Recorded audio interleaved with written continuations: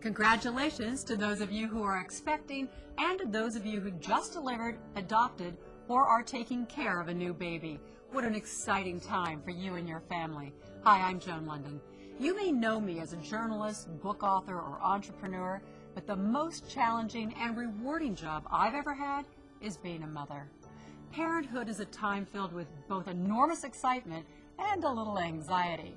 And today I'd like to talk to you about ways to ensure that you are bringing your baby home to a safe sleep environment, one that is free of dangers to your baby when placed in their crib, bassinet, or play yard.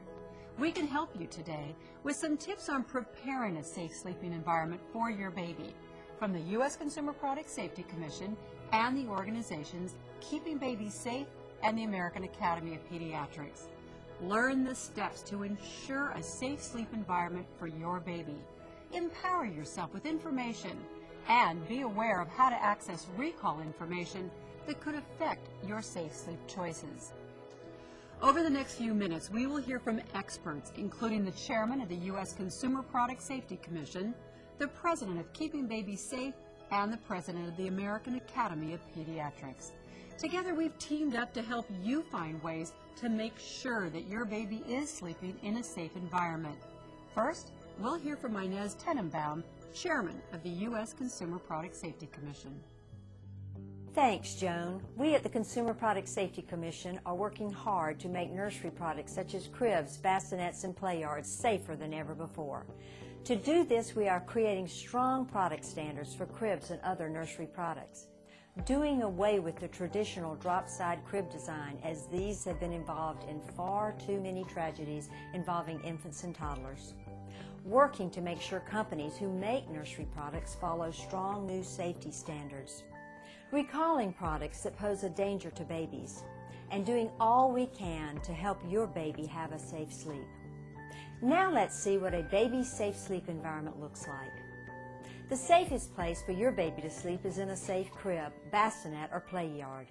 These items should never be placed near a window, as that creates a serious fall risk and a risk of strangulation on window blind cords. Additionally, please remember these safe sleep tips.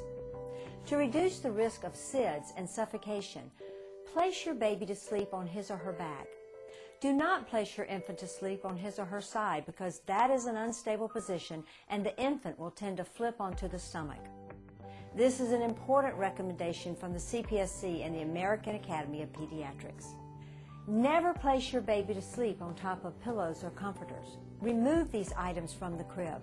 In fact, the vast majority of deaths associated with an unsafe sleep setting are caused by a combination of using extra bedding and placing a baby to sleep on his or her stomach. Make sure the crib has no loose or missing parts or slats. Cribs with broken hardware or even a missing screw can have their side rail become disengaged, allowing your baby to get caught between a crib mattress and a side rail. Only repair a crib with parts provided by the manufacturer. Makeshift repairs can create new, deadly hazards. The mattress should be firm with a tight fit on all four sides and no gaps or spaces. If you can fit more than 2 fingers between the mattress and the crib side, your crib is unsafe. Keep monitor and other cords out of your child's reach, as these can pose a strangulation hazard. Lower the mattress as soon as your child can push up on his or her hands and knees to prevent climbing out of the crib. Visit cpsc.gov or call the CPSC hotline to check if the crib model has been recalled. So when selecting a crib, make sure it has not been recalled. When using the crib, regularly check to be sure all parts are secure. Don't put extra bedding or stuffed toys in the crib with an infant, and always put your baby on his or her back to sleep. Great life-saving information. Following these simple tips will help you keep your baby safe. Now we'll hear from Joyce Davis, the president of Keeping Babies Safe. This organization helps to educate and inform parents on how to keep babies safe. Thanks, Joan. KeepingBabiesSafe.org is an essential resource site for you and your baby. Think about it. Your crib is the only place you will leave your baby unattended. You need to know that your baby is safe. and we are here to help. Keeping Babies Safe is a free, reliable information resource. We are a nonprofit organization committed to helping you access the most reliable information to keep your baby safe. Some of the valuable resources we offer include: number 1, crib safety tips. Don't use billowy bumper pads in your baby's crib. Like other soft bedding, they can present a suffocation hazard. Number 2, recall information. Now all makers of infant and toddler nursery products are required by law to provide consumers with a prepaid product registration card. When you purchase a product for your baby, please fill out that card so that manufacturers and retailers can contact you in the event there is a recall or a safety alert. Number 3, we also provide direct email safety alerts and warnings on cribs and other sleep products.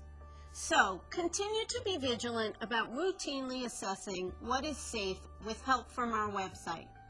Log on to keepingbabysafe.org and sign up today. After all, knowledge equals safety. Thank you, Joyce, for that important information.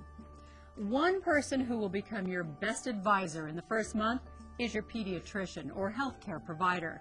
After having a baby, you will look to them for answers to many questions that come up, usually at 1 or 2 o'clock in the morning. So let's hear now from Dr. Marion Burton, President of the American Academy of Pediatrics. Having a new baby is a magical time, and every parent wants their baby to be safe and healthy. I'd like to share some simple steps that parents can take to make sure their baby is sleeping safely.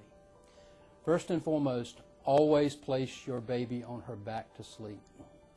When babies sleep on their backs, their risk of sudden infant death syndrome, or SIDS, drops by more than 50%. Babies should not sleep on their side or stomach. Always be sure that your baby sleeps on her back for both nap time and nighttime. It may seem like a good idea to use a sleep positioner to make sure your baby does not roll onto her stomach or side, but this could actually make her less safe. Babies have suffocated and strangled on sleep positioners, and some have died as a result. If your baby rolls onto her stomach or side while sleeping, simply reposition your baby. Just place your baby on her back with no extra devices in the bed. They are not necessary and they can be dangerous. Never use pillows, sleep positioners, stuffed animals, pillowy bumpers, blankets, or other soft or puffy items in your baby's crib.